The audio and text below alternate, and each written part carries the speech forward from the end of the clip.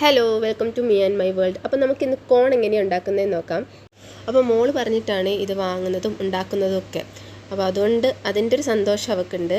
ഇത് മാത്രമല്ല, ഇത് പൊളിച്ചൊക്കെ കാണുമ്പോൾ ഒരു നല്ലൊരു രസമല്ലേ, നല്ലൊരു ഭംഗിയായിരുന്നു കാണാൻ. അപ്പോൾ എങ്ങനെയാണ് ഇത് ഉണ്ടാക്കിയതെന്ന് നോക്കാം. ആദ്യം എന്ത് ചെയ്യേണ്ടതെന്ന് വെച്ചാൽ കോൺ അതിൻ്റെ പുറത്തെ ലീഫൊക്കെ കളഞ്ഞ് ഒന്ന് നന്നായിട്ട് കഴുകിയെടുക്കുക. അതേസമയം കുറച്ച് വെള്ളത്തിൽ ആവശ്യത്തിന് ഉപ്പിട്ട് അത് തിളക്കാൻ വെക്കുക. ശേഷം നമ്മുടെ ഈ കോണ് അതിലേക്ക് ഇടുക. എന്നിട്ട് അടച്ച് വെച്ച് വേവിക്കുക. ഒരു 10-15 മിനിറ്റോളം എടുത്തു വേവാൻ വേണ്ടിയിട്ട്. അപ്പോൾ കുക്കറിൽ നമുക്ക് ഇത് എന്ത് ചെയ്യാം, വേവിച്ചെടുക്കാൻ പറ്റും. അപ്പോൾ അത് കുക്കായി വന്നതിന് ശേഷം ഒരു പാത്രത്തിൽ കുറച്ച് മുളക് പൊടിയും ഉപ്പും പിന്നെ ഒരു നാരങ്ങയുടെ പകുതി എടുക്കുക. അപ്പോൾ കോൺ അതിൻ്റെ ആവശ്യത്തിന് കുക്കായി നമ്മളത് പുറത്തെടുത്ത് വെച്ചു. ഇനി എന്ത് ചെയ്യുന്നത് വെച്ചാൽ ഞാനിതിനിപ്പോൾ 2 പീസാക്കുന്നുണ്ട്. കാരണം ഞങ്ങൾ ഒന്ന് മോക്കും ഒന്ന് എനിക്കും.